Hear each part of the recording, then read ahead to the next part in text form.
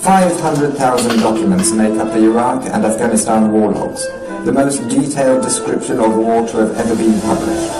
Each attack and death is listed, including 15,000 kills that had been kept secret from the public. When European oil company Trafigura dumped illegal toxic chemicals in the Ivory Coast, it convinced a British court to gag the BBC and The Guardian. Wikileaks published the gag documents breaking the censorship ban. In 2010, Wikileaks revealed how a US Apache helicopter killed 18 people, including 2 journalists and people in a van driving children to school. What shocked the world was the video game commentary of soldiers eager to kill. Look at that, right through the windshield. Oh yeah, look at those dead bastards.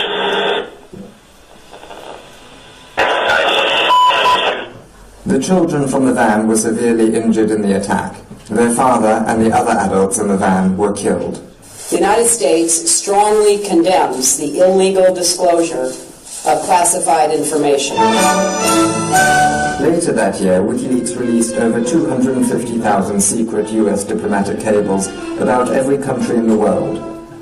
Cablegate exposed wrongdoing on every continent. Wikileaks exposed the largest international agreements that the world has ever seen. The 3 big T's, which are being negotiated in secret. The 3 big T's are big businesses' new strategy to bypass the World Trade Organization and ensure that they get to set the international rules of what other countries can and cannot do. Today, Wikileaks begins its release of emails documenting the private lives and private lies of private spies. Wikileaks revealed the inner workings of private intelligence company Stratfor that provides advice to US government agencies, arms companies, and Dow Chemical, who hired Stratfor to spy on the victims of the largest chemical disaster in history caused by their plant in Bhopal, India. With the 2.3 million emails published in the Syria files, including the emails of its head of state Bashar al-Assad, Wikileaks revealed the true nature of the Syrian elite. The Syria files also shed light on how Western companies profited from Syria by breaching sanctions. Wikileaks revealed the US National Security Agency's spying on world leaders, including Chancellor Angela Merkel of Germany and the UN Secretary General Ban Ki-moon, the last 3 French presidents, and President Berlusconi of Italy. Finally, coming in at number 10 are the emails of the US Democratic National Committee, which showed how the DNC undemocratically and illicitly stacked the deck against Bernie Sanders. As a result of those leaks, the DNC's 5 top heads rolled. For the 10 million documents published, and the 10 million more to come, let us all wish Wikileaks a happy 10th birthday. To help Wikileaks publish the next 10 million documents, go to wikileaks.org/donate.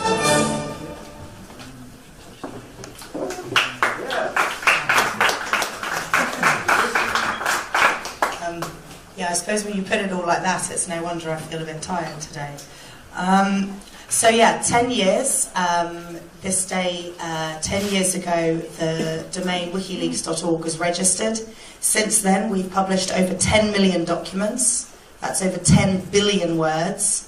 That's more secret documents than the rest of the world's media combined.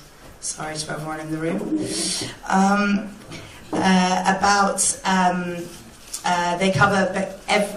They cover information about every country on the world. And we've partnered to bring these revelations out with over 100 media organisations over the decade that we have been around so far. We're going to be celebrating over the next 10 weeks with new events being announced all the time, quite a number of supporter of activities that people can get involved in. We have promotions on our book, the WikiLeaks Files. This is the hardback copy, but the paperback is about to be launched. So yeah, there's a lot going out over these next 10 weeks on the sort of supporter community side. We actually have some quotes coming in, some happy birthday quotes. There's one that came in just this morning from Chomsky, which you might be interested in. He says, on our birthday, Wikileaks has provided a unique and quite outstanding service to people of the world, bringing to them information that they should and deserve to have, and that has been illegitimately concealed by systems of power. So it all began 10 years ago with the concept of an online Dropbox that Julian Assange devised. This concept, we're very proud to say, has now become a lot more normalised and has spawned and is a number of media rooms around the world. The concept here was that there was a system that was possible to be built, that he did build successfully, that people could submit documents online. That means they could upload them and get them directly to a media organisation anonymously. We are now on our second generation submission system. We relaunched it just over a year ago. It has become clear, as I'm sure all of you are aware, the NSA surveillance capabilities. We started understanding in quite a lot of detail about these capabilities back in 2010 with some of our releases there, and a lot more as we continued with spy files in 2011, and it became clear that a lot more parts were needed for our Dropbox to make it secure in this mass surveillance age. Also, we'd grown our area of expertise in the whole operational side of source protection. So there's some unique elements of our Dropbox, for example, the fact that the instructions can be read from every single page on the website. So we actually even mask who is even considering submitting a document. You can't even analyse the internet traffic to our site and see who might even be considering and wanting to understand the tools they'll need. So we've stayed at the top of our game on our Dropbox over the whole decade.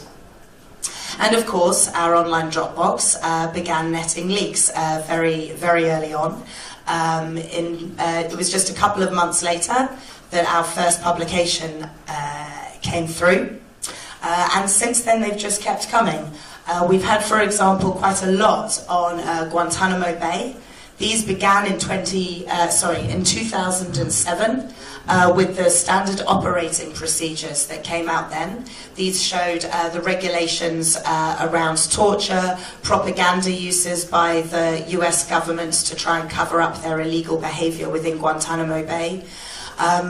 What happened with the Guantanamo files, we've noticed actually happens in quite a lot of areas, that when we start publishing, the impact that we go for, that we promise our sources, is very successful, and other sources of other information relating to that topic understands the expertise that we have in the area, that we've generated the media partners ready to work on those topics, and often a submission and a publication on one specific topic will net more on the same topic. So after we began in 2007 on Guantanamo, documents about Guantanamo Bay, we actually just continued to get more, and we've been publishing up until 2011. We still had some more on Guantanamo Bay. There's a number of these. We will be looking at every week over the 10-week period at different topics, themes or countries, and these stats and information will be coming out. Some other examples of some early on documents, there's a couple of interesting ones. German media, Focus magazine. Back at the 11th of August 2008, we released the missing pages of the Schaefer report into the illegal spying by German intelligence on the German press. The 2006 report, compiled by a former federal judge, investigated spying on journalists by Germany's BND, the Secret Intelligence Service here, which is forbidden under German law. The missing pages contain detailed descriptions about the BND's contacts with Focus magazine.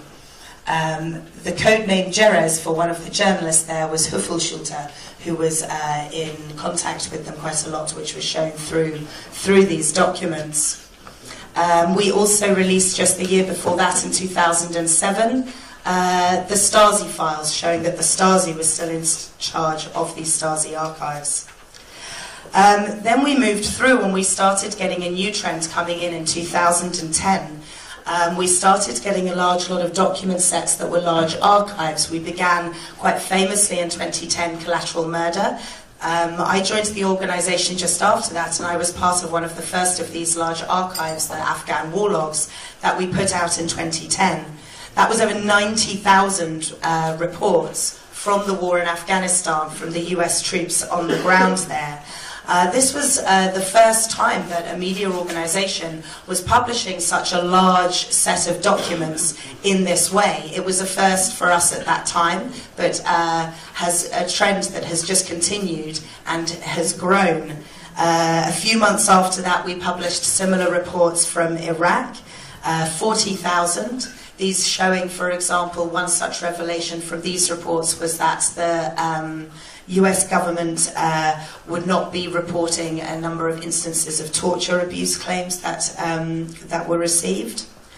And then, later that year, 250,000 cables. These were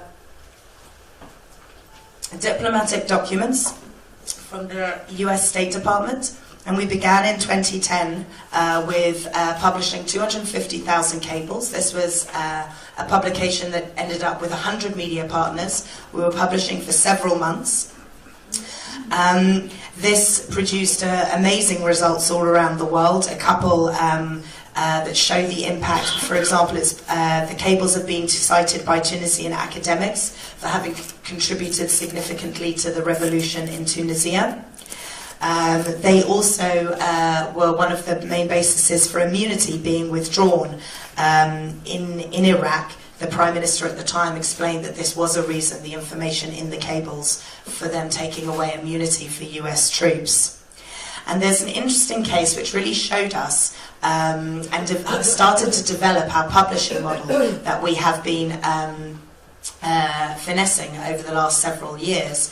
And what we realized with Cablegate was that actually if one is just working with media, and as much as that does help on an impact side initially, there is a huge impact for archives. The very nature of them, of people being able to explore full archives and see trends in documents, is not only allows for more stories and information to get out that wouldn't otherwise be picked up by media, but is actually very empowering for the public. There was a case specifically that showed us that if we just allowed waiting for headlines, then the stories that all deserve to come to the forefront wouldn't necessarily. There's a German citizen, Khalid El-Masri. He happens to have the same name as a suspected terrorist, and he had been, while he was on holiday in Macedonia, kidnapped by the CIA, secretly renditioned, tortured, and then after several months after they discovered that actually they had the wrong person, he just happened to have the same name, the CIA just sort of dumped him out on the road. And he had terrible trouble trying to get a court case up. The US just said he had no standing, there was no documentation about the secret rendition, etc., etc. In the end, although partners did not pick up those cables to publish them initially, when we put out the entire set of Cablegate unredacted, he was able to go through, him and his legal team, they found the documents that were actually able to get them, and they were able to use them in the ECCHR case that he took that was eventually successful. And this really started to show us the value of publishing these full archives, not just searchable, but the full archives so that the public can interact with them. And this is something that we've kept on with doing, and you will know a number of our more recent releases, the DNC emails, Hillary emails, etc. We are keeping with this, having understood the value of publishing full large archives. Of course, for this, we got quite a number of attacks. The biggest and most interesting for me that we get, obviously we get DDoS attacks, and technically people try to take us down. We're very successful and always have been at staying online. We don't unpublish documents, our links aren't broken. But the one that was most interesting to me are the propaganda attacks that we get. And we've been living with these for several years. The first one that we were hit with when I joined was the blood on your hands, with the Iraq war logs, which I found just incredible even at the time. We were literally publishing the deaths at their hands of tens of thousands of people, and somehow this was turned around that because we explained to the world that the US were knowingly doing this, we somehow had blood on our hands, which of course is not true at all. And what was interesting with this story that still is occasionally repeated, although predominantly people have come to understand that it is just based on a bunch of lies, was that actually this point was brought up in the trial of Chelsea Manning. And the US government tried very hard to try and show in that trial that there had been any harm done from any of these publications. This was something they wanted to use against Manning and, of course, Julian and Wikileaks. And what was interesting was that the US government themselves, despite having successfully brought up this talking point, were actually able to find no evidence of harm. And you can see some of the quotes here, and it became very clear in the trial that actually even the US government don't have any facts to back up their point. And we've seen these sorts of propaganda attacks continue. We're going through quite a large one at the moment. Doesn't surprise us at all. We've also come to understand quite a large trend with these propaganda attacks, that every time we're about to publish, or we're publishing large things, or we're in the middle of a big investigative partnership with a large archive that's coming out, and it's very clear of the power that this is coming, and the powers that be, or the organisation that we are publishing about, whose lies and secrets we are revealing, does start in this big propaganda spin against us. And so with the large amount of documents that are clearly coming, that Julian has made a few small references to recently, and of course some have come out, the DNC emails, etc. Of course, as is usual for us, a large spin machine went into play against us, and there have been, it seems, quite some digging through past publications. There really is, it seems to me, quite a concerted attack to go in through and just try and find anything. Of course, as is usual, when you start to pick them apart, none of these actually work. I'll just look at a couple of them now that have come out recently, just to illustrate, I suppose, how easily falsifiable and based on no facts, just spin. And it is interesting to me that it is all happening at this time where clearly we are at quite a height of publication. So, for example, Russian agents. I'm apparently a Russian spy. We don't publish anything on Russia. Apparently it's a bit too difficult to Google WikiLeaks Russia and see the 2.3 million emails that we've put out exposing Assad's regime, because apparently we're not publishing on Russia and Syria, or the 650,000 documents that we've published on Russia. That was apparently a bit too difficult to fact check. What's another good one we've had recently? Oh yeah, the Turkish one. Oh, this was funny. Yeah, so then there was a big hoopla online because apparently we'd published some data on Turkish women and everybody was getting very upset and it was personal, etc., etc. The most amazing lack of fact-checking here. What was being referred to was not even anything that we'd published. And in fact, the person that did publish it actually stated that it wasn't us, that they'd published it and they had now removed it after this criticism. But apparently, well, we'll just ignore the tweet, we'll just ignore people explaining they published it. No, we'll attribute it completely falsely to WikiLeaks and try and get up this spin. So for us, these sorts of attacks are quite interesting. It's interesting to see the type of reaction and spin one gets. As I say, these are always, we've seen the trend, it is a reaction from an organisation or entity that we are publishing about.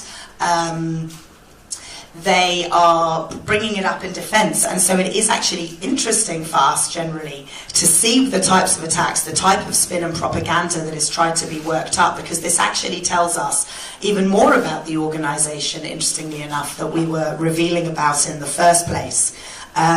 So yeah, as long as journalists are willing to not fact check, we're willing to do it afterwards. And we've learned that the main lesson through this is, through these propaganda attacks, is just keep publishing. We publish real documents, true documents, source documents. They speak for themselves. The public can interact with them themselves, and that is, and always has been, and is now 10 million or 10 billion, depending on if you prefer words or documents, that many times that we have been proven correct on this. And so we will keep publishing. It has been 10 years and 10 million documents so far, and there are a lot more coming. We've got Julian will be speaking a bit more about that in a second. But right now, we're just going to hear from one of our media partners briefly. The other one was due to be joining us, John Getz. Sadly, he's been held up. Oh, no, he's here. Just at the last minute. Grand entrance, hey, John. I know you're game. Stefania and John, if you'd like to come and join me. So John Getz is a German journalist here, and Stefania has come from Italy, and they're just going to say a few words about working with Wikileaks as media partners. Okay. Okay, can you hear me? Okay, good. So, good morning. I'm here not because I have special wisdom. I'm a journalist like you. I just want to share my experience of 10 years of Wikileaks. I spent the last 7 years partnering with Wikileaks, working on all their releases from the Afghan warlogs to the latest releases. So I have quite a lot of experience. And can you say your name, please? And your Stefania Maurizzi, and it'll also be on the slide at the end, and it should be in, if you've got one of these packs, it should be there. But Stefania, Stefania Maurizzi, yes. I'm working. But yeah, it'll be on the slide at the end, Stefania Maurizzi. I'm working for the Italian news magazine L'Espresso and the Italian daily La Repubblica.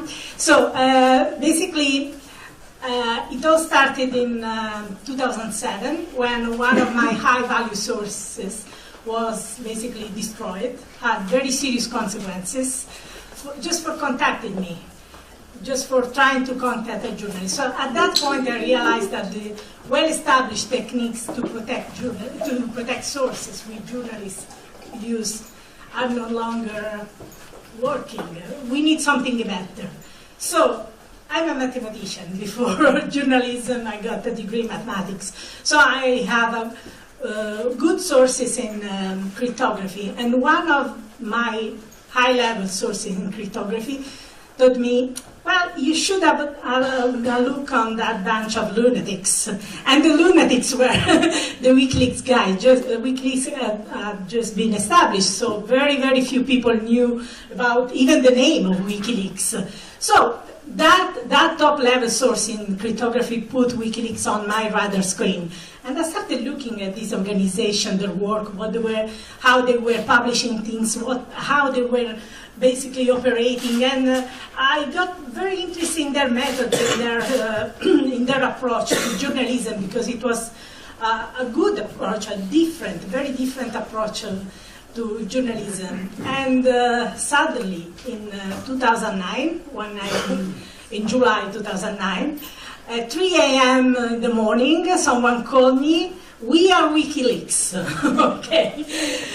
Could you please get up and go to your computer, because we have a file, and you need to get this file before it is too late. Please go to your computer, and could you please help to verify the authenticity of this file? So I went to the I accessed this file and realized that it was very important. It was a file about the garbage crisis in Naples. Probably you know this crisis because it hit the headlines around the world. And it was basically the alleged role of the Italian secret services in this crisis. So at that point, I realized their methods. I realized how they were operating. Though at that time I knew very little, and I started tracking them down, trying to understand who they are, how they work. And that was in 2009, when people had no knowledge about WikiLeaks. From 2009, I basically started partnering with WikiLeaks on all their releases, working on each of the releases. And I could tell you some good paranoia stories about the paranoia of getting fake documents.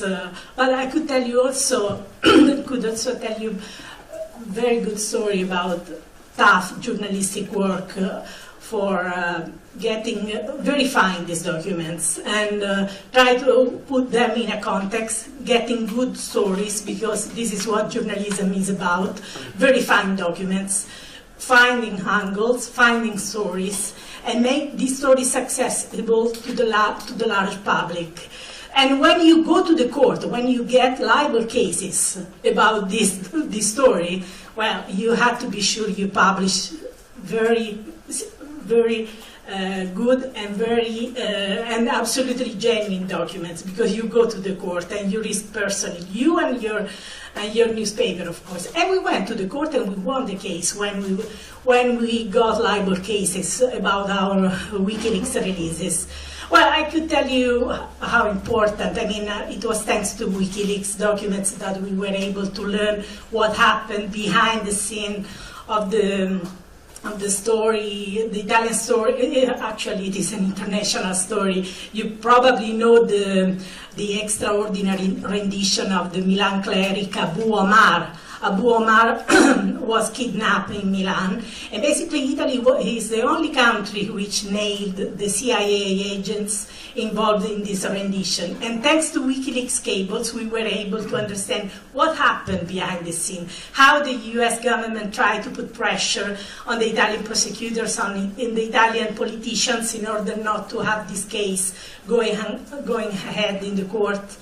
And I could tell you what happened with the Syria files, when we discovered the Italian arms giant Finmeccanica selling this communication equipment, military equipment, to the Assad regime. And in that case, we got a libel case. So we got a major libel case, but we were able to win because documents were true, documents were genuine. We had done a good work, and WikiLeaks had done a good work revealing these documents, revealing a story which would have been inaccessible without the WikiLeaks document. Finally, if you check the latest UN report on Sudan, you probably know that Sudan is one of the countries which is under embargo by the UN. There is an arms embargo. And the UN inspectors, actually, the UN experts, go there, travel to Sudan, and check whether this embargo is well respected, whether there are violations, whether sanctions are needed. So if you check this latest document, which was published the 22nd of September, you will see how the UN inspector uses WikiLeaks documents to expose companies selling this military equipment to the Sudanese regime. So you will understand how even the UN rely on these documents published by WikiLeaks. And this report was basically released 1 week ago after apparently Russia tried to stop its publication. So in that case, no one said, well, WikiLeaks revealed some document, but Russia didn't want to reveal. No one said anything, but the documents are used by the UN expert, and it was important to expose the companies violating the embargo, the UN embargo against Sudan. So that's why I keep working on the files. I keep working on the releases, because they bring these important documents which would be inaccessible otherwise. Thank you. My name is John Getz, and I work for NDR and for the Süddeutsche Zeitung. There was some misunderstanding, I think, in some of the announcements that I work for WikiLeaks or something like that. That's not true. I just want to make that very clear. I'm a journalist that works for NDR and for the Süddeutsche Zeitung. And I was asked just to kind of talk about, my experience over the years working with WikiLeaks. And it first began with the Afghan war logs and the Iraq war logs and the diplomatic cables when I was working at Der Spiegel. And it's continued today in my capacity where I work now. And we've worked with WikiLeaks on some of the releases. We haven't done all of the releases. There've been, and basically we look at each release at a time, and we look to authenticate and look at the value of the publication, and then we decide based on that example if we're going to go ahead or not. And it just, when I look back at the last 6 years that it's been for me, it's very interesting how I came very naive about encryption, about the safety of emails, the safety of downloading documents. I remember at the time I found all of that stuff completely irritating, and like, why are they wasting my time?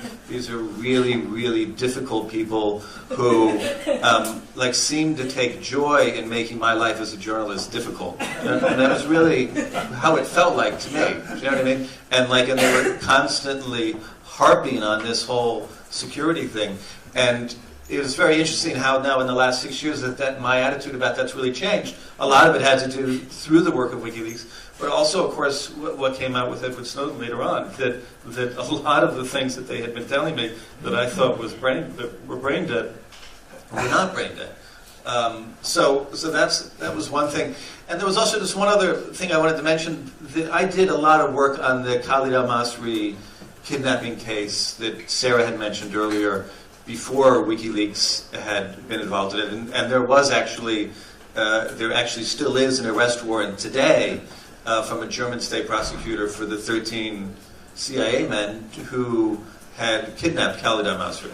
The Munich state prosecutor has an ongoing arrest warrant. And one of the great things for me in my work as a journalist was to see through WikiLeaks documents released by WikiLeaks, the shadows of my work as a journalist in the government, and how the U.S. government, put pressure on the Chancellery about the stories that we were working on at the time, to see how the Justice Ministry, there was pressure on them, and to see kind of actually how politics works. And it, for me, was just, and remains one of the most interesting insights of that time. So if people want to know later on, I'm happy to talk to anyone individually about what it's been like to be a journalist who works with WikiLeaks sometimes, and so that's. Does anybody have any sort of questions on working with us and our partnerships or anything like that John and Steph can answer? No? All good. Really good. Yeah. So I'm Andrea Shalal with Reuters, but how do you, from WikiLeaks perspective, how do you decide which media organizations you work with? Do you have a sort of a stable, you send the information out, and then as John is indicating, the media have a choice, decide yes or no, we're not going to work on that. I mean, how do you decide that, and how did you do that at the very beginning, I imagine? Yeah, so we'd had some media partnerships for some smaller sized publications before Cablegate. Even in the summer we had with the Afghan war logs, for example, a sort of smaller sized one that we then came to have with about 3 or 4 partners. And as we rolled out Cablegate, essentially what it was that as we would start to publish the cables to do with a certain region or country, we would basically analyse the media in that country and look at who had the best investigative teams, and would therefore do justice to the material. Often we got more than one in each country. We actually discovered, working with some of the media, that stories will on purpose be missed because of a political bias of the editorial of a paper. So we would often actually get multiple media in a country, which in itself, how that worked, often ended up quite an interesting exercise in itself of what one would miss and one would get, or miss on purpose. And then going forward, we've then built up this very strong partnership with over 100 around the globe. And so if there's documents relevant to a particular country or a particular interest in there, then we will approach the media partners that we have there already. And if there's an area where we don't have, although we're getting very few countries now in the world where we don't have good media partners, but if not, then we'll do the same process of analysing and deciding, and then there's a bit of a process of teaching the security tools and how to work in a secure way with the documents. So there is a bit of lead in time, but that's how. And then when a publication comes along, again, same analysis: who will be the best media partners? What type of is our ideal partnership? And then we go and approach those people. Okay.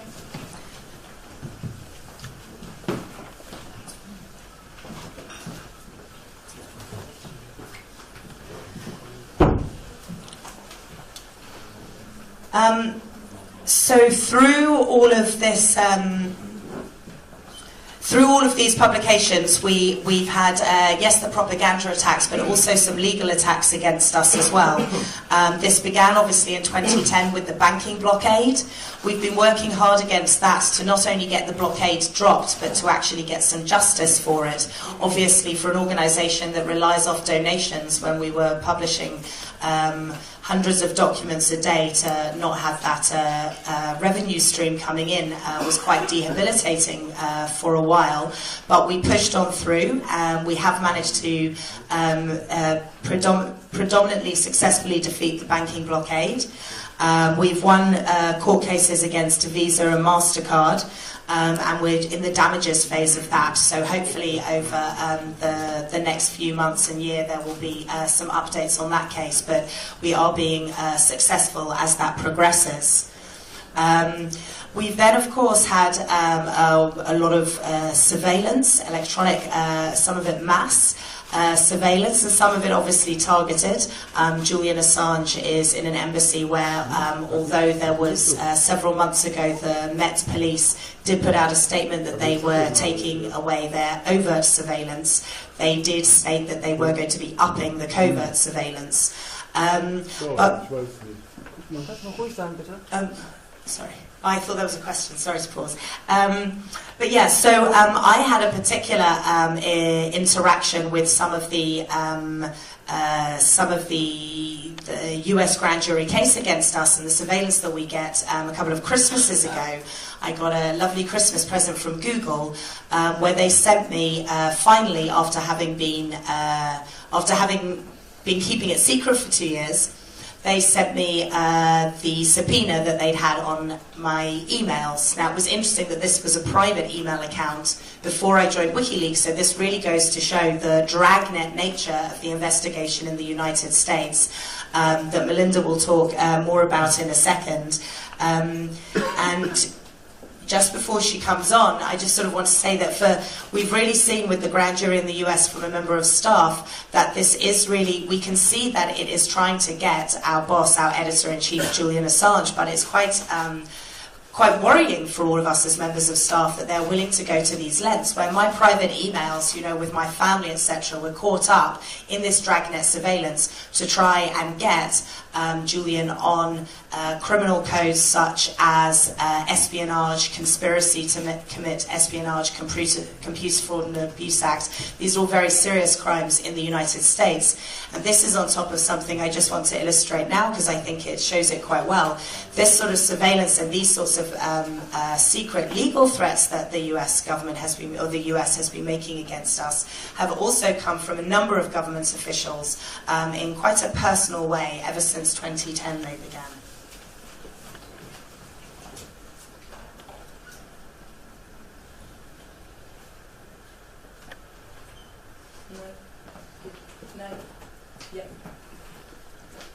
High-tech terrorists, cyber terrorists, and information terrorism. Shut it down. We're going to have you. Use a drone or something. A bullet in your brain. Illegally shoot the son of a... Information warfare is warfare.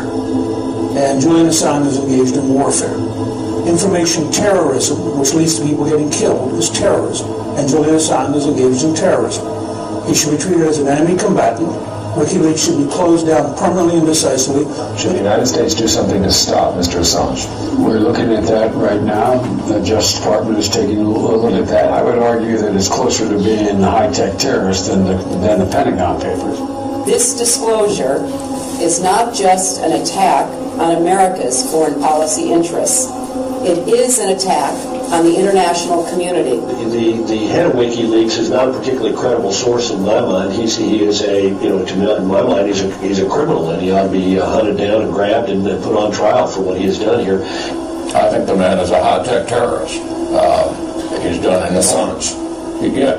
He needs to be prosecuted to the fullest extent of the law, and if that becomes a problem, we need to change the law. Well, I think Assange should be assassinated, actually. I think Obama should put out a contract and maybe use a drone or something. You don't want to act panicked and have the... Well, you don't have to act panicked. You can act tough and say, if we catch you, we're going to hang you. Yeah. Well, whatever. We heard some of that from Holder. Julian Assange is a cyber terrorist in wartime. He's guilty of sabotage, espionage, crimes against humanity.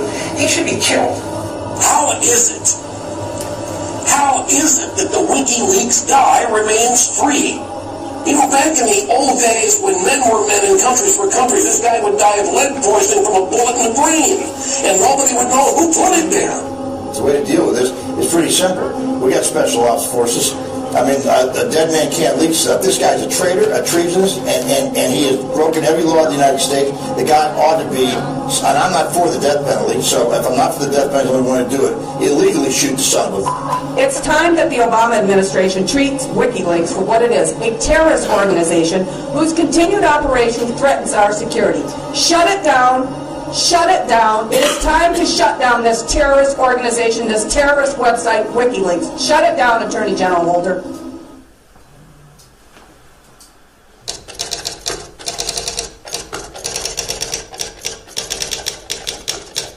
So yeah, they're quite serious threats there coming from some very official people in the US. It's also came out just in the last couple of days that actually these sorts of comments came from Hillary Clinton's mouth as well, where she in a meeting questioned whether he could be droned or not. So to explain a little bit more about the current status and any updates of this US case, we have one of Julian's lawyers here, Melinda Taylor. She's a criminal lawyer at the ICC, and she led the UN case that we had just recently. Hi everyone. This year, the UN Working Group on Arbitrary Detention issued a landmark decision finding that Julian was a victim of illegal and arbitrary detention. They further found that the circumstances of his detention violated his right to protection from torture and cruel treatment. They found that Sweden and the United Kingdom had a duty to ensure his protection and security. This decision concerned the legal responsibilities of the UK and Sweden, and they were jointly responsible for keeping him in detention. But it was clear from the subtext of the decision that there was a larger villain lurking in the background. Indeed, in an email from the Crown Prosecution Services to their Swedish counterpart, it was underlined that, please do not think that this case is being dealt with as just another extradition request. And why was that? Because the long arm of the US had reached out to its allies and indicated that it wanted Assange by any means possible. As a result, it's the ever-present risk of being carted off to face an unfair and abusive prosecution in the US that forms the bars that keeps Julian indefinitely detained. The complex legal decisions and actions that have given rise to this indefinite detention can be distilled to a few simple and irrefutable facts. There is an ongoing national security prosecution of both Julian and WikiLeaks. It is the largest investigation under the Espionage Act in US history, and it is the largest cybersecurity prosecution in the US Army.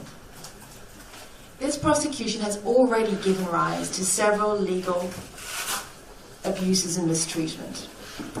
Chelsea Manning was interrogated in relation to both Julian Assange and WikiLeaks. The UN Special Rapporteur on Torture found that the interrogation methods applied to her amounted to torture.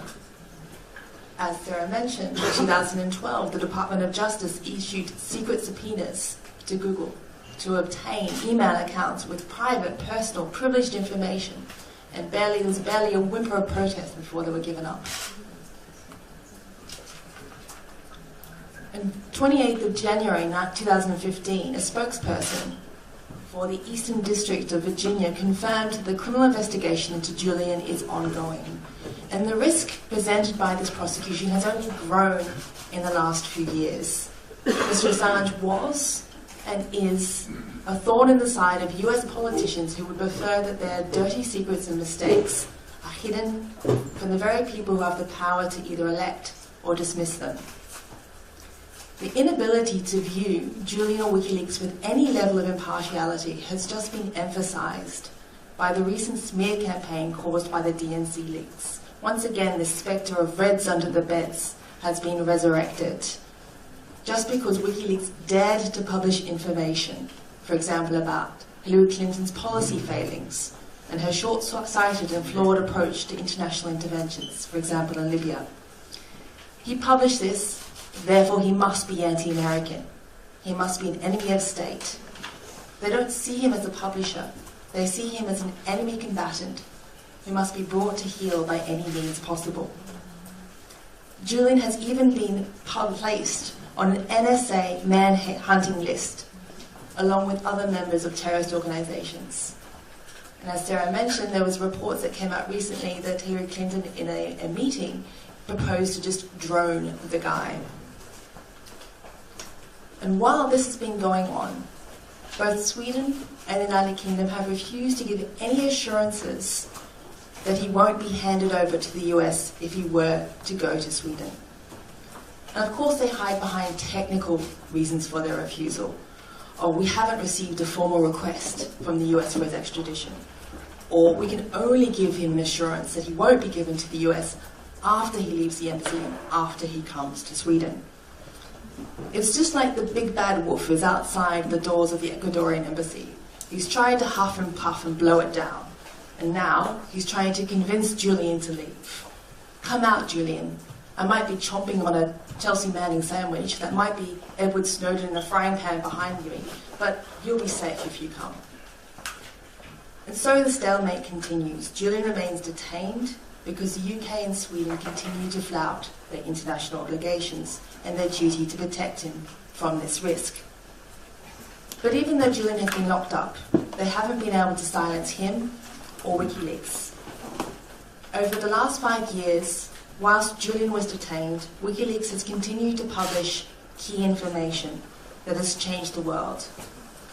Without Wikileaks, this information would have remained unknown or obscured, but it has now empowered people throughout the world to know where the perimeters of responsible government ends and the shadowy outlines of Big Brother commences. Wikileaks documents are not curated, culled or pieced together to support a particular political narrative. And as a result, they show both sides of the coin. As an example, it was the detailed minutiae of corruption and excesses that were set out in leaked US diplomatic cables that acted as a catalyst for the Arab Spring. But the diplomatic emails and cables leaked by Wikileaks were also instrumental in revealing the political machinations that both preceded and accompanied the NATO intervention in Libya. For example, one can see in Hillary Clinton's emails that she was aware of the profile of Saif Gaddafi as a potential reformer. She was aware of potential peace plans that could have avoided further civilian casualties. The US were aware, even later, that if he was tried in Libya, it would be inevitable that he would be given the death penalty. Nonetheless, all of this was avoided or ignored because of the political calculus between securing oil contracts as compared to protecting civilian lives. So these documents have had a range of repercussions in a range of areas. They're used by both the Victims' Council and Defence Council international courts and tribunals. And that is because they help to establish the truth. Truth might be a universal value, but it's a rare commodity. Not everyone has equal access to authentic evidence. If you're a sitting head of state or a head of a multinational corporation, often you can conjure up documents at a minute's notice. But if you're a human rights defender, a political opponent, or a dissenter, it's very hard to get access to evidence to help prove claims or protect your rights. But by making troves of authentic documents freely available, Wikileaks has leveled the legal playing field. Thanks to Wikileaks, you don't have to be a government crony or an insider to get information concerning, for example, the collateral murder of civilians and journalists in Iraq. mistreatment of detainees in Guantanamo Bay, US spying on foreign diplomats, unfair and unbalanced trade agreements. Today's event has been convened to mark the 10th year anniversary of the registration of Wikileaks. These 10 years have transformed the notion of democracy and human rights. Because of Wikileaks, people throughout the world have the power to know what is being done, why it's being done, and by whom it's being done. Through this knowledge, they can more fully participate in the world they live in and protect their rights. I would like to thank Julian and Wikileaks for making this possible now, and hopefully continue to do so in the future.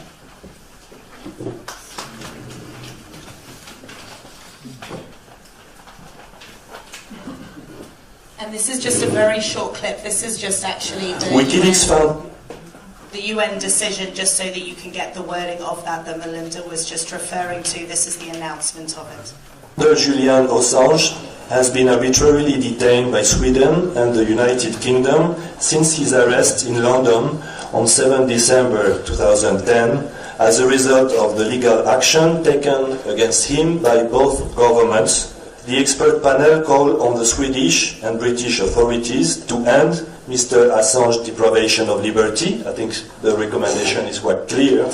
Respect his physical integrity and freedom of movement, and afford him the right to compensation. And despite that UN ruling that came several months ago, Julian is still in the Ecuadorian embassy in London, although hopefully via video to us right now. These things never work just as they're meant to. Quiet, please. We heard that, Julian. All right, that's great. Wait, hold on. You were just a random voice, sort of weirdly echoing, sort of in an omnipresent fashion, down to us.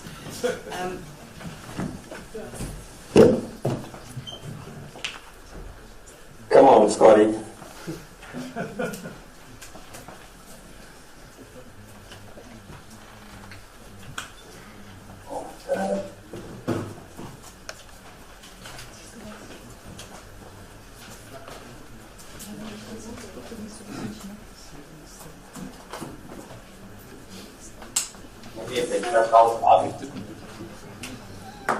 Okay,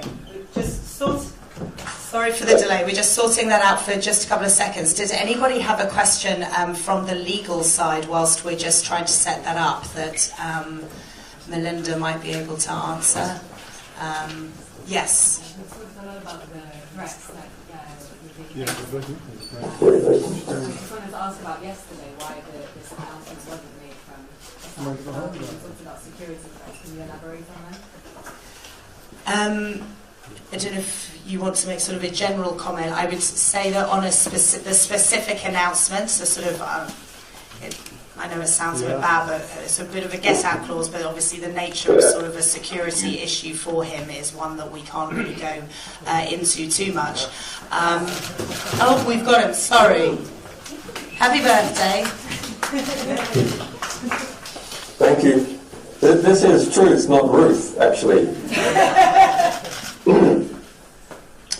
I actually didn't hear much of what went on because you need to be close to the mic to make the computers. But, okay, so I understand we're in the Volksbringer, and I'd like to thank the Volksbringer for Volksbringer again for letting us use that space. It's a quite important place here in Julian. Okay, so let me get my notes and we'll begin. We have about 20 minutes, is that right? We're running a little over time. Yeah. So I'll try and cut it to 15 so we have time for questions. Over the last 10 years, Wikileaks has released 10 million documents comprising of 10 million words. And why numbers are not everything, they're a start. That information never would have existed in the world had we not released it. It would have been stored away somewhere privately, but it wouldn't have become part of our collective civilizational knowledge. And it corresponds to approximately 3,000 documents a day on average. That's a hell of a lot of work. That's why we don't release every single day. We do things at scale in order to, release 100,000 documents at once. But it does pan out to about 1,000 documents per day. Now, why do this at all? I'm in a position where I've been detained without charge here in the UK, in one form or another, prison, house arrest, the last 4 years in the embassy. As a result of this work, some of our sources, or alleged sources, have suffered terrible consequences in the United States. Actually, not many. We have thousands, and there's only a couple of alleged sources that are facing difficulty, but altogether, in sources and supporters, people have been sentenced to something like 50 years altogether. And the two most significant cases is that of Chelsea Manning in the United States, sentenced to 35 years in prison, purely for communicating with the media. That's the allegation. There's no other allegation against them. The United Nations found that they had been tortured, subject to cruel and inhumane treatment akin to torture. Jeremy Hammond, imprisoned in New York for 10 years. And a number of supporters back in the heat of the kind of first phase of neo-McCarthyist hysteria in the United States in 2010, 2011, went through a legal process as well. Most of them got off without any imprisonment. But, okay, what does it teach you? Well, it teaches you something about the structure of power. Whenever Wikileaks engages in a release, the information that we reveal about an institution or about a state is interesting.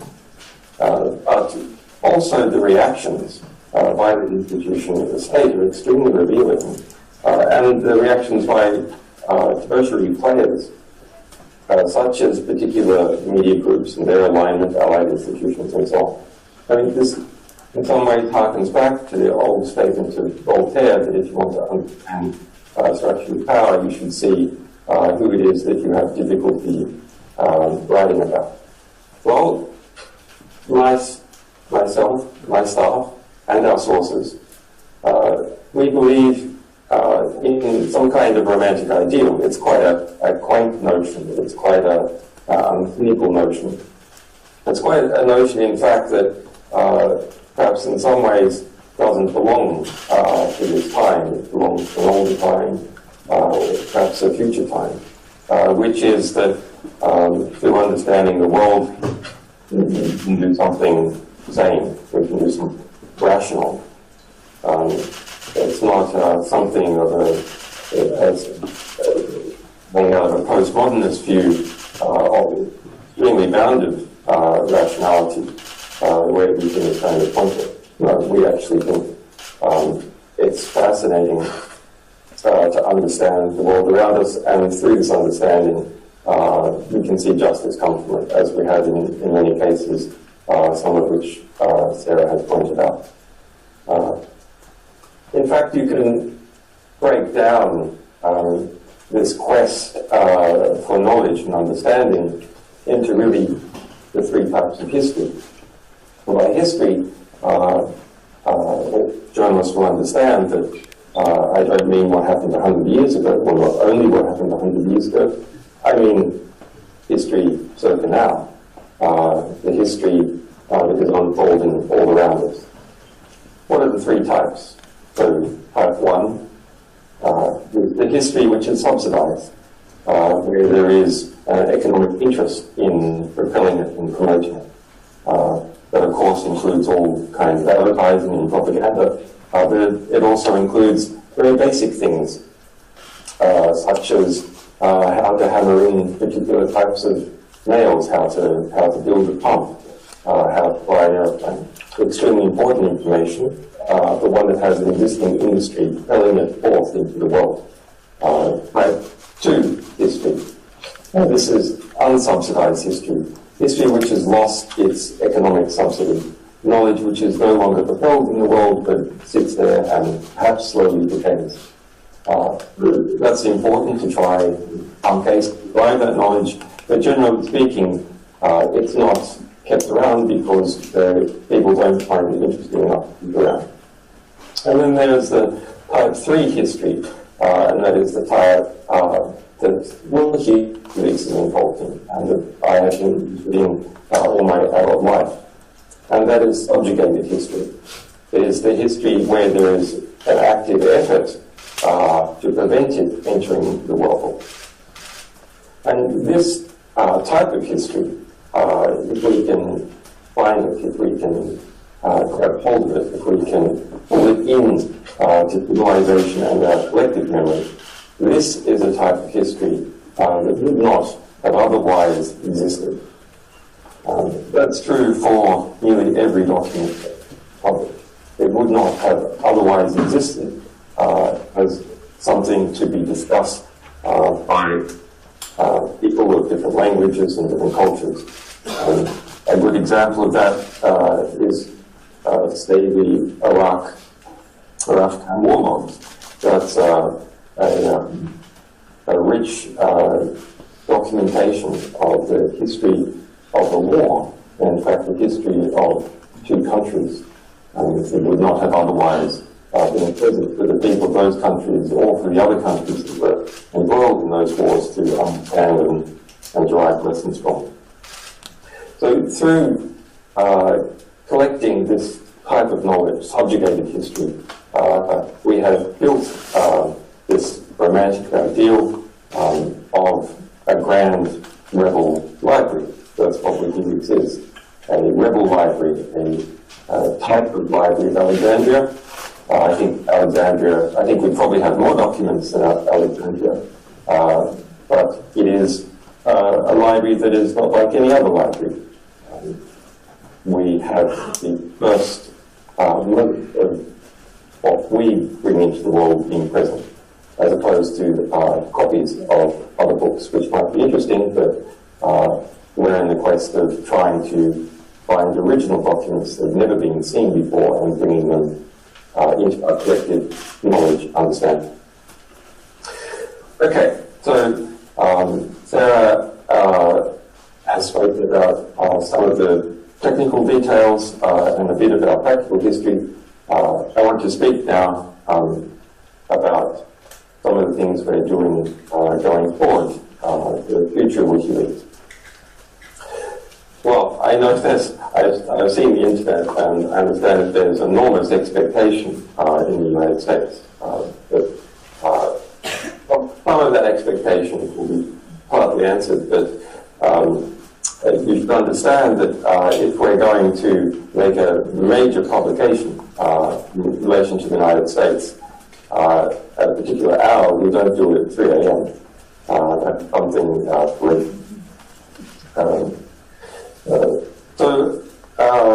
we have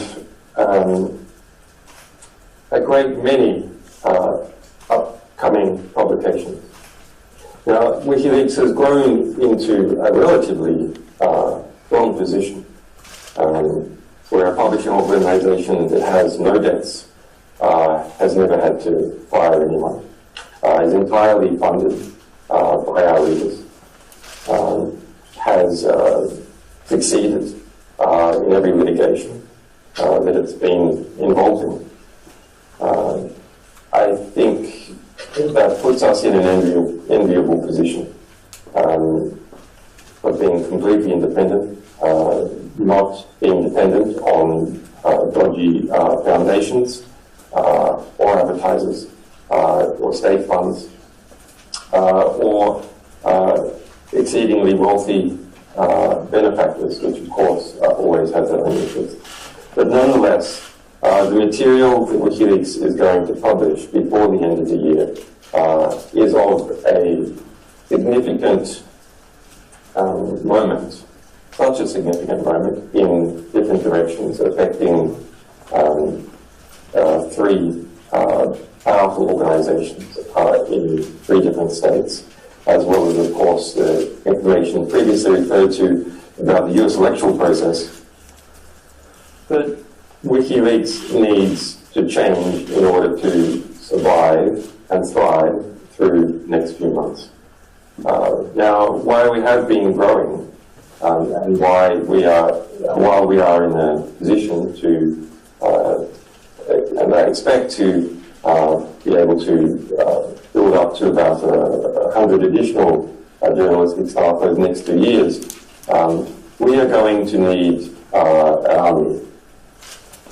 Not an army, of course, engaged in physical hostilities, but we are going to need an army to defend us from the pressure that is already starting to arrive. That pressure has been placed on a number of elements close to us. It has been placed in one way or another on the state that has courageously given me asylum. It will not succeed. There will be consequences for it, if necessary. Of course, if I am not able to continue, or the Ecuadorian people are unreasonably blamed for Wikileaks publications, I will have to resign as editor, but our publications will continue. So part of the necessary defense of Wikileaks, we have engaged in a new project to recruit people across the world to defend our publications. And we'll give details of that as the weeks go by, but immediately you can start following on Twitter WL Task Force, at WL Task Force, or twitter.com/WL Task Force, and Community WL. Follow those, and we will issue guidelines about how you can promote Wikileaks publications without censorship, and we will also give, if necessary, effective call to arms if the pressure increases a lot more than it already has, which I expect almost certainly that it will. What else? The funding model of FAS is a very interesting model. FAS is a German newspaper, and it's something that we have been working on for a while. Wikileaks will soon launch a membership system where we will give voting rights in relation to 20% of the discretionary expenditure we have. It's important to keep us independent and keep a sustained, predictable income as opposed to significant income coming from the times of publication, but in the times of between publications where there's extensive litigation, then the funding is more unpredictable, which is a difficult position to be in if you're in the middle of litigation. Okay, on upcoming journalism, because we have so many publications due before the end of the year, we're in both an enviable position and also in a very difficult position of having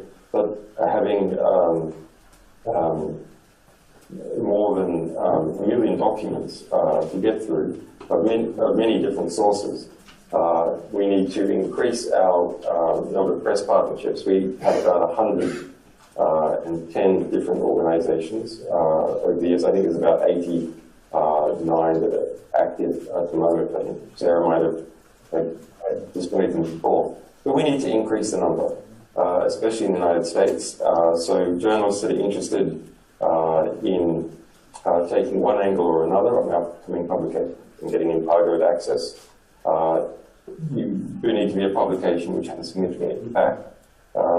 Write to press@wikileaks.org and tell us what your circulation is and what your medium is and what your subject matter expertise is. We have a book which has come out, that is the WikiLeaks Files. It is out now in the United Kingdom. It is 40% off this week at Verso. If you just Google Verso WikiLeaks Files, search for it, it's in the way. That's a good book, and it's available by ebook as well. We have another book coming out later this year. These two books, which I have written here, in the embassy, one about Google, and one about cyberpunks, how cryptography permits journalists and others to protect themselves from mass surveillance. Look at that. It must be the green. Okay. Now, upcoming publications. We hope to be publishing every week for the next 10 weeks. Now, we have on schedule, and it's a very hard schedule, all the US election-related documents to come out before November 8th. Our upcoming series include significant material on war, on arms, on oil, on Google, on the US election, and on mass surveillance. So journalists who are interested in those subjects, please write to press@wikileaks.org. We will be beginning the first publication in that series this week. I'm not going to specify the hour because, of course, all the press blacks get ready to try and spin in the other direction. Okay, so finally, so we can get on to questions, there's a lot of thank yous. I'm going to avoid 10 years worth of thank yous. Needless to say, an endeavor like WikiLeaks comes about as a result of the efforts of a great many people and institutions, common allies, love of what we're doing, and in some cases, sympathy and the thrill of doing something that's important. So I don't want to give a map of all the important people by thanking them. But that necessarily isn't a suggestion that everyone I'm about to mention is not important. It's a mixture. First of all, the committed team of brave technicians and journalistic staff that make WikiLeaks what it is, which is an organization which has technical understanding at its core. That is our speciality, that is our comparative. Our sources, of course, without which none of this is possible.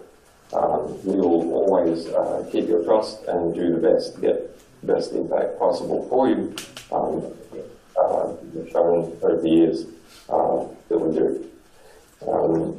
Our readers, supporters, and defenders who keep our mission going. A lot of staff and a lot of legal battles, a lot of money. And it's only through the funding of our readers and supporters that we're able to keep that big ship going. Our increasingly formidable legal team They're public, so it can be named, including Balthazar Gazon, Barry Pollack, Margaret Kunstler in the United States, Lynn Taylor, Gareth Pierce, Stella Morris, Renata Avilia, Kerry Schenkman, Jennifer Robinson, Julian Burnside, Greg Barnes, and more than 100 other lawyers in different countries, nearly all of whom work pro bono, although very expensive. Our allies, media partners, and other defenders in hundreds of institutions and countries, especially the Center for Constitutional Rights in the United States, FFDN, Reporters Sans Frontiers, Human Rights Watch, the ACLU, and the Freedom of Press Foundation in the United States. Professor Gavin McFadden, who's in a very difficult way at the moment in terms of his health, Susan Penn, and John Pilger, who should be personally thanked. The people and government of Ecuador, from the United Nations, who have courageously respected my human rights, despite considerable pressure over the years. The people of Germany, the Holland Foundation, Der Spiegel, the Deutsche Zeitung, the CCC, Angela and Daniel Richter, John Gertz, and there's many others who I mentioned.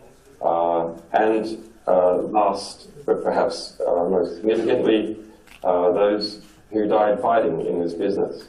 Michael Ratner, Chief Legal Counsel, John Jones, who, together with Melinda Taylor, presented our UN decision.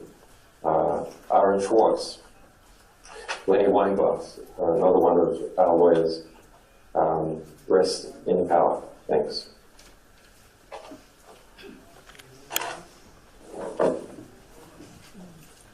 Thank you very much, Julian. So we have some time to take some questions. Yeah, sure. There's obviously been a lot of speculation in the US that the leaks that are about to come out are going to destroy Hillary Clinton's campaign. Can you confirm or deny that? Julian, do you want to take that one? Because I think it's the false quoting of you that's been the issue on some of this. Sorry. It was referring to, do we have any comment on whether the upcoming publications to do with the US elections will destroy Clinton or not? There has been a lot of misquoting of me and Wikileaks publications. In this particular case, the misquoting has to do with that we intend to harm Hillary Clinton, or I intend to harm Hillary Clinton, or I don't like Hillary Clinton. All those are false. They come about as a result, principally, it seems, of Hillary Clinton's campaign and vendors trying to personalize our publications. Are upcoming publications significant in relation to the US election? Yeah, we think they're significant. Do they show interesting features of US power factions and how they operate? Yes, they do. Any other questions? Yeah, sorry, me again. Lizzie. Yeah. Julian also implied that there's been some kind of threats towards the Ecuadorian people as a result of Ecuador giving Julian asylum. Can you elaborate more on exactly what kind of pressures are under? Julian, do you want to... the question is, you seem to have referenced that Ecuador or the Ecuadorian people have been threatened because of the decision to give you asylum. Is that what you said, stroke meant, and can you elaborate any more?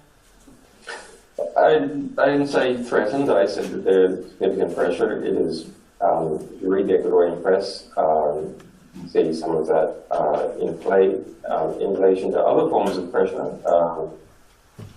and developments in the United States in response to our upcoming publications and the DNC leaks, well, we have a lot of sources, and those sources are in US politics, intelligence organizations, and their equivalents in the United Kingdom. And so, yeah, we know when there are developments afoot, and we're aware of them, and we will understand them and react accordingly. Yes? So far during this election cycle, you focused on leaks from the DNC. Can you specify if upcoming releases, including before the election, would also affect the Republicans? Can you go that far?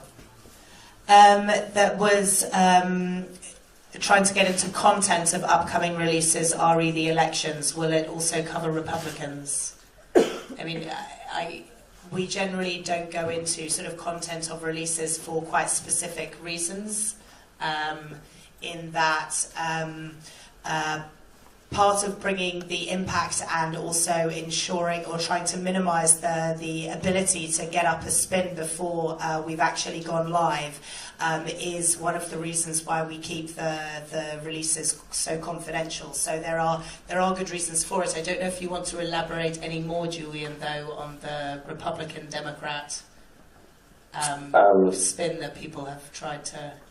There's a lot of fascinating angles that are unexpected. I think he can't hear what we're saying, so he was talking about the publication. He said there's a lot of fascinating angles. That was the quote that he used. He can't really, the sound back to it. Yeah, it's. Any other questions? I'll go to the lady first and then come to you if that's okay. Yeah. If you look at what you've summarized this now, what you've accomplished over the past 10 years, looking ahead for the next 10, what are your goals overall, specifically? Like, what do you hope to accomplish in the next decade with WikiLeaks? The lady said looking at the past 10 years and then looking at the decade going forward, what do you hope to accomplish with WikiLeaks? What are your goals? In the goals going forward? Well, yeah, going forward for a decade. Yeah, we've come to understand something about modern human institutions and how they work, and how power works and how it's shifting, and that gives some ability. Although, as everyone knows, it's always limited to look forward and understand where things are going. I don't think I'll surprise anyone by saying that we're going in next year into a pretty serious space in the global geopolitical order as a result of either of the two current US presidential candidates and the power factions that are behind them, and waning Pax America in different ways. And the shifting from a predictable state power into an assembly of unpredictable state powers and major corporations acting more and more like states. And why that talk back in the 1990s that the state was at an end, actually something really very different is happening now. But I don't think something that could have been foreseen at that stage. So as far as WikiLeaks is concerned, the more we're in an interesting position. The more that the world globalizes and digitizes, the greater comparative advantage WikiLeaks has. Similarly, the greater the levels of censorship, including self-censorship, the greater WikiLeaks' comparative advantage is as an organization that was built legally and technically, and to a degree politically, to resist censorship. The gentleman at the back. My question is, you said you released 10 million documents in 10 years, which makes 3,000 documents per day on average. How do you make sure that you know what you're publishing? Is there anybody who can read 3,000 documents a day? Do you have lots of volunteers, or how does it work? Do you want to go with this one? Oh, sorry, you can't hear. The question is regarding the stats that we've published, of how much we've published. We say it's an average of 3,000 documents per day. How do we verify at those quantities? Do you want to talk about? Sure. Yes, of course, that would be impossible. No, it wouldn't be impossible. It would be very hard if we're dealing with 3,000 new sources per day. One source, one document, times 3,000. But it's a matter of verifying collections, and verifying something about the source or the original source of the intermediaries related to a collection of material. So we do, enormous batches of in some cases, one case we did nearly 5 million documents, for example. If I can just add as well, I think this goes back to what Julian was just referring to about how we have quite a niche within our organisation in that we have large levels of technical expertise at our core, and we have learned through our publishing model and progressing in this specialisation in large archives, and they are just a different nature. There's still the same journalistic processes, RE validation, source protection, etc., but when you're talking about large archives, they're just a slightly different nature of the documents, and so your processes for validation are quite specific to working with large data sets rather than, as you say, obviously reading 3,000 individual documents a day that come from different places is quite a different type of task. Yeah, the gentleman just in the back there. It says here, did Wikileaks recently expose visitors to its website to malware? No. A Bulgarian researcher found hundreds of malicious files on the website. Can I just get through this comment on that? Yeah, I don't know if you want to do that one, Julian, or... Oh, sorry, you can't. I keep forgetting you can't hear them. Sorry, I'm sorry. The gentleman was just asking the question about the malware, and he stated that a Bulgarian researcher has found much malicious malware on our site, and just wanted, I guess, an explanation of that one. Well, sure. I mean, it's quite. As I said before, when Wikileaks publishes something, you get what we publish, which is interesting. You get the reaction by the institution concerned, which is interesting, and then you get the reaction by the allies or those people sucking up to the economical political gradient of the institution concerned. So in this particular case, the Hillary Clinton campaign has been going around saying, don't read Wikileaks because there's malware. And it's spreading that quite aggressively, and her sympathizers as well.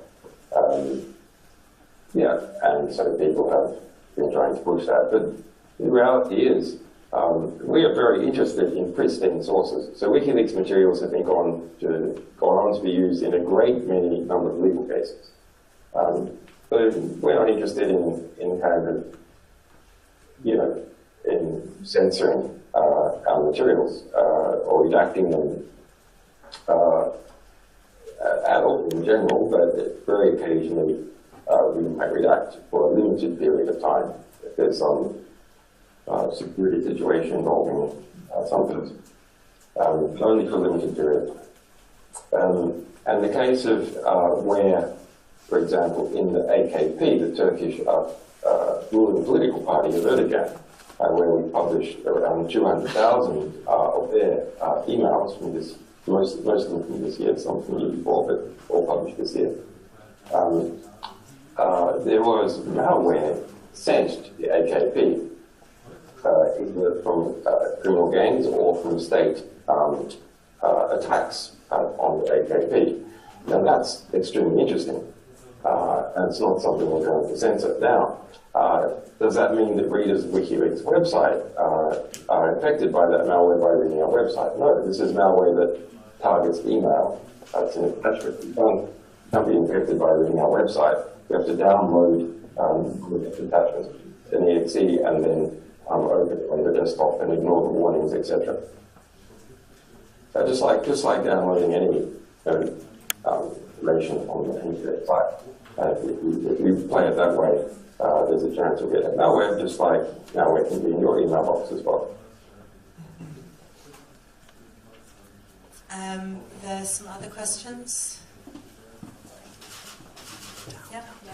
I just wanted to ask a little bit more about the changes that you signaled in the way that WikiLeaks is structured, and if you can just go into that, and is it the financial pressure primarily that's driving you, or what is behind those changes, and what kind of timetable for that to all be announced? So the changes in structure, the lady was asking a question about the changes in structure you were talking about.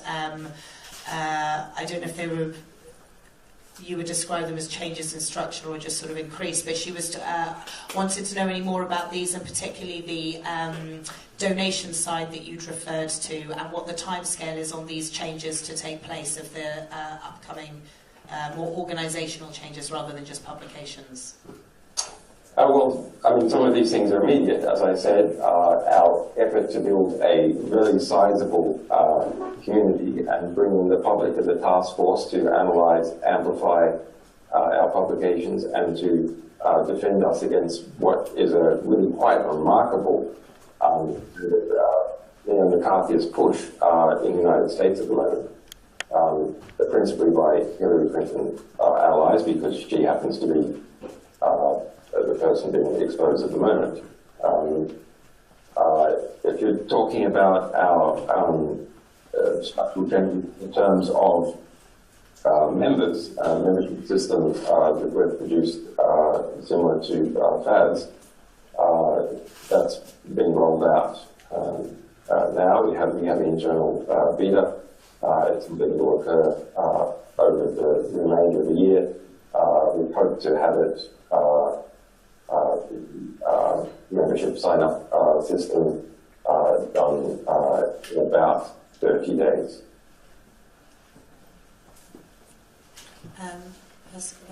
Yes, just a question in regards to the legal situation. We've seemingly gone through a lot of different avenues. Can you shed any light on perhaps what comes next? Perhaps how confident you may be of resolving the legal situation at the moment? Legal, are you talking about sort of with the US grand jury? Sorry, with the Julian situation in the embassy in London. There's a question about your personal legal situation within the embassy and what's possible next for you in your case. Can you hear me? What's the question? Oh. What's next for you in your personal legal situation there at the embassy? Well, I mean, it's all politics, right? The law is clear. The UN has ruled on the matter. The United Kingdom is not only has discarded the EU, and of course there's good and bad things about the EU. It is committed, the government is committed, and has said so repeatedly, it is going to withdraw its Human Rights Act, so scrap the UK Human Rights Act and attempt to either completely withdraw from the European Court of Human Rights or substantially withdraw the impact of the European Court of Human Rights. So it's, you know, I'm in a country that doesn't follow the law.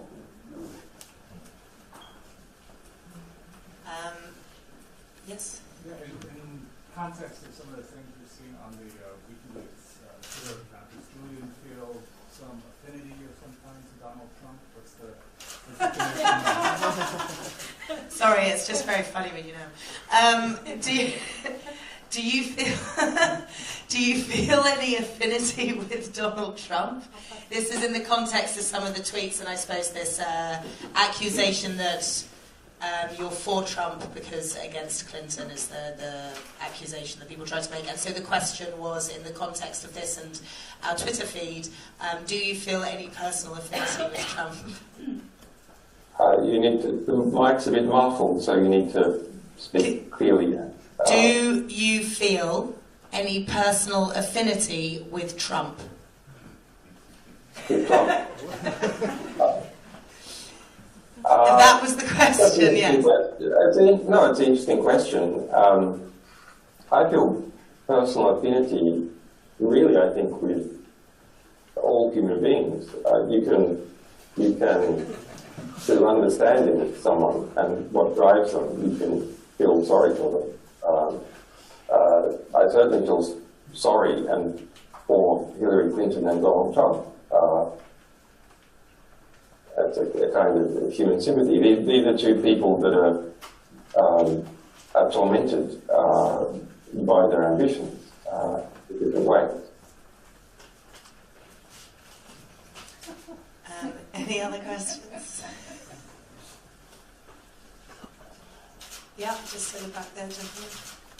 Would you please ask him if he could provide a rough timetable for the next or the first election, or actually when the first election might come up? So this is talking about, you were explaining there's a number of different publications coming up. Are you able to give any more specificity on when one specifically to do with the elections will be coming? I know you said there'll be several over the next weeks.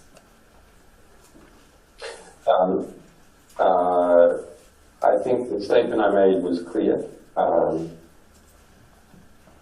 that our first publications in the series are this week. I haven't said whether US election related or not. I would like to keep that ambiguity, but we have quite a pace ahead of us.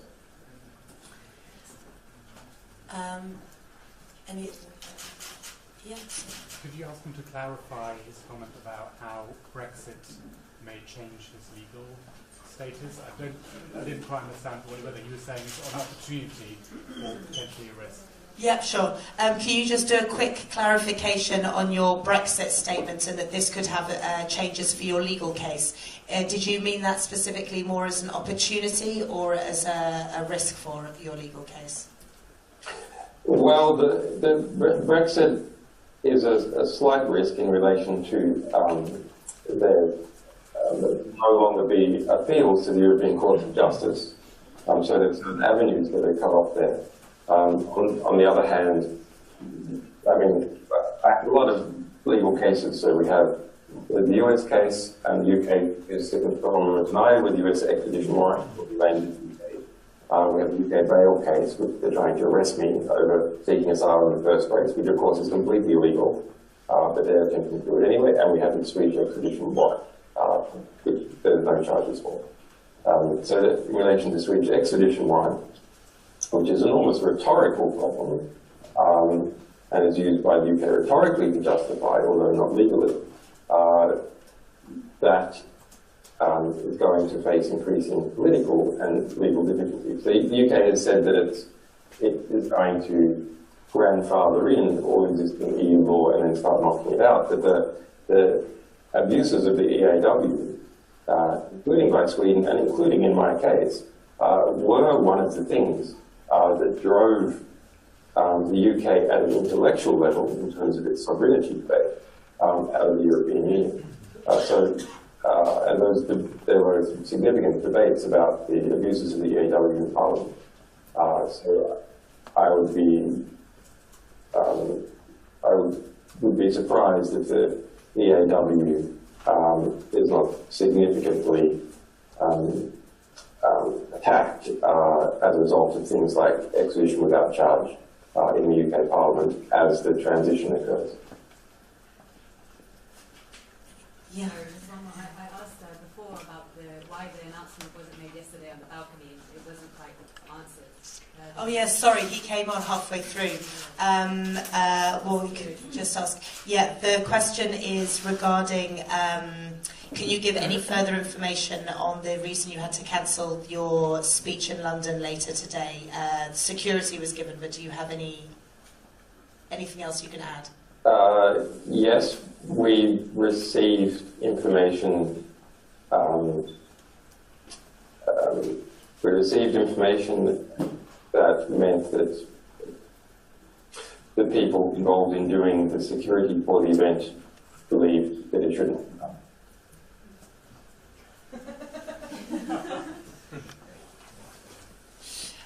Any other questions? One last one there. Yeah. Maybe just a question about his personal situation now, living there for 4 years in the embassy. How is he in the moment physically? How he feels there? How are you after 4 years in the embassy? How do you feel, sort of physically? You look all right to us. A bit pale. A bit pale. A bit pale.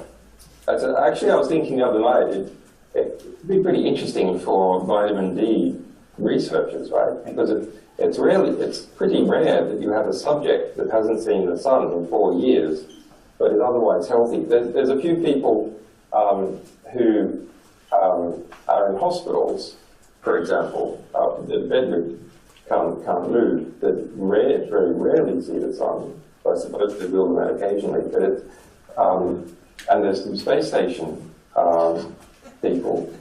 I don't know if they've arranged for some there, but it's quite rare that you have an otherwise healthy-ish person. I have some other problems from being in the embassy, but these are not diabetes or something like that.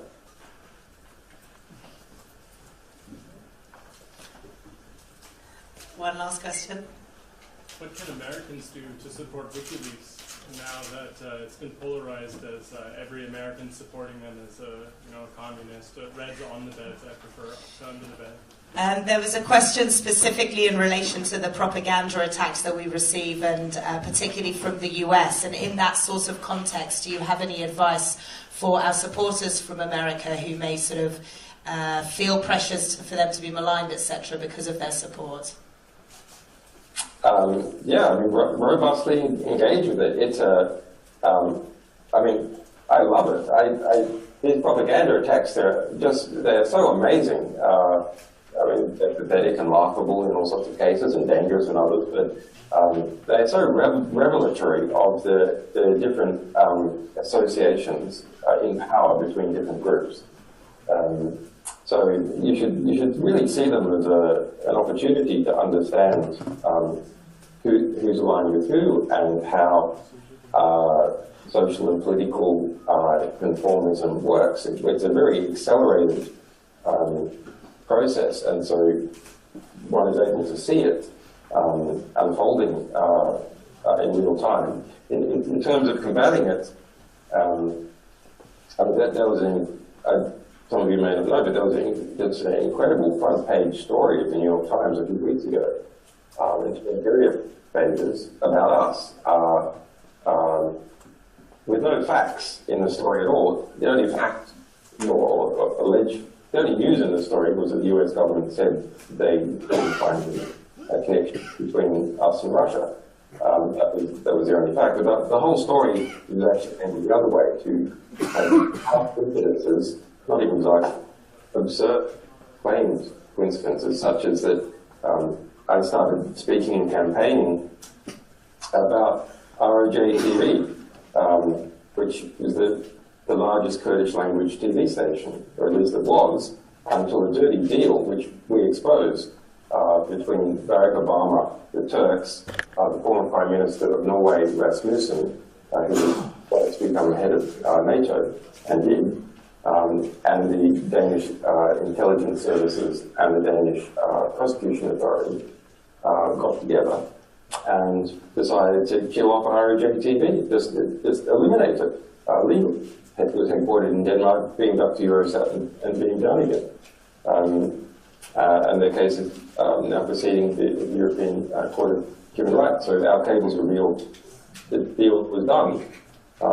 Turkey would only permit Rasmussen to become the head of NATO if they knocked off ROJ-TV. So because the ECHR case was on, I started speaking about this.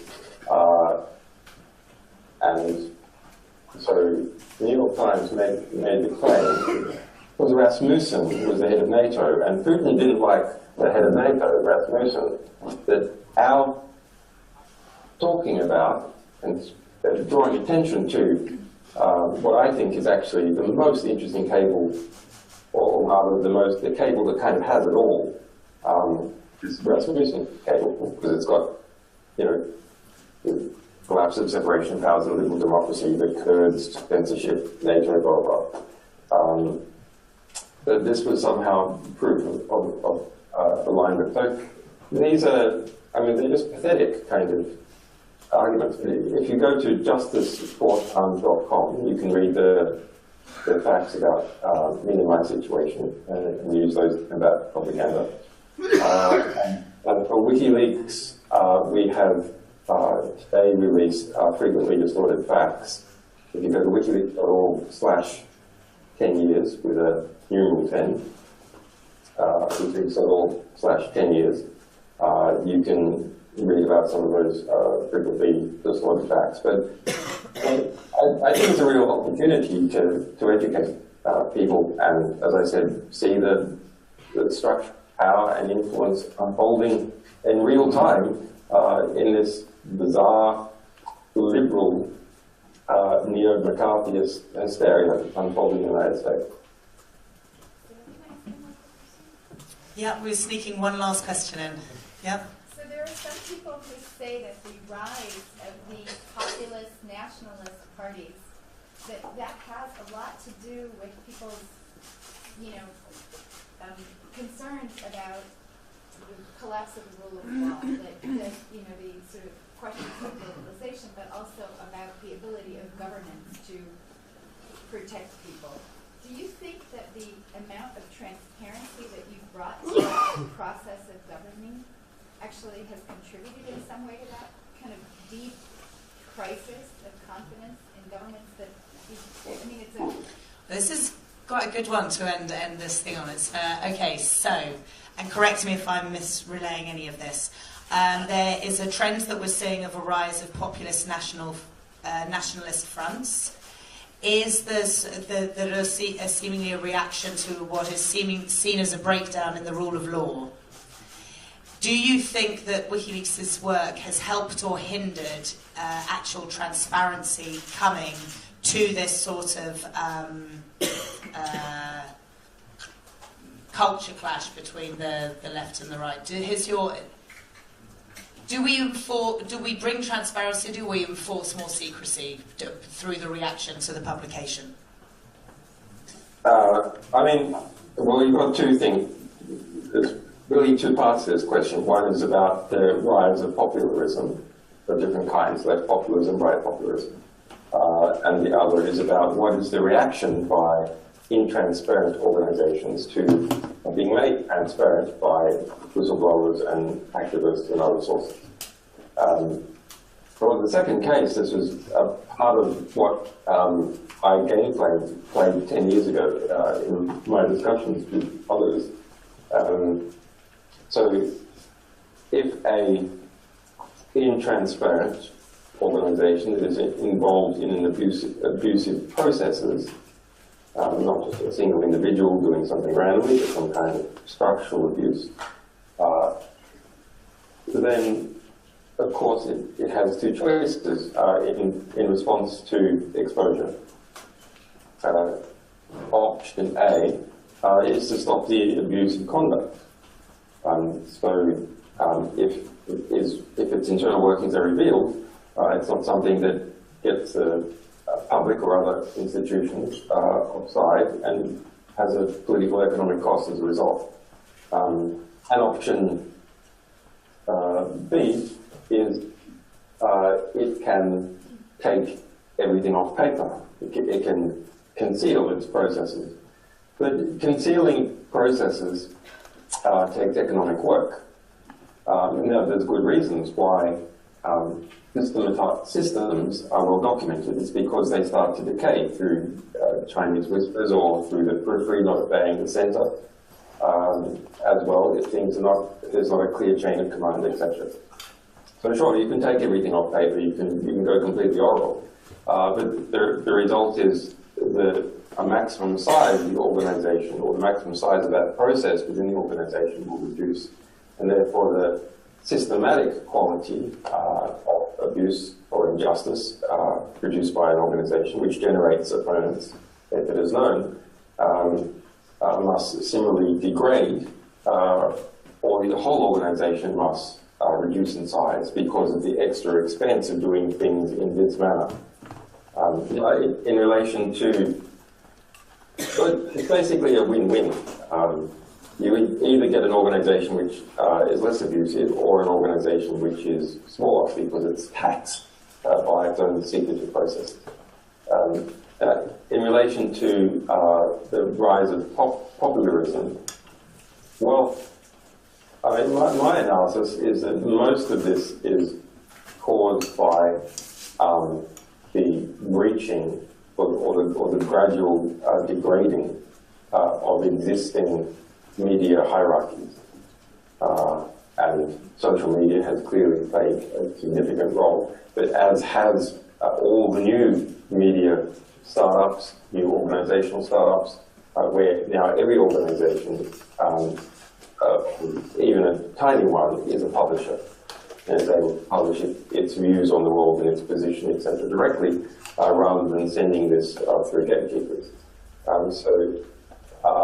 As a result, established powers which connect to large media organizations, I know there's a lot of journalists here that work for them, but I'm sorry they do,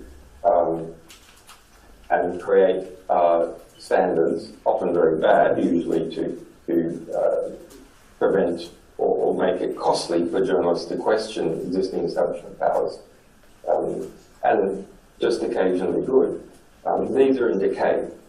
And so as a result, the more common sentiments of small organizations and individuals start to rise, and it's only natural that in response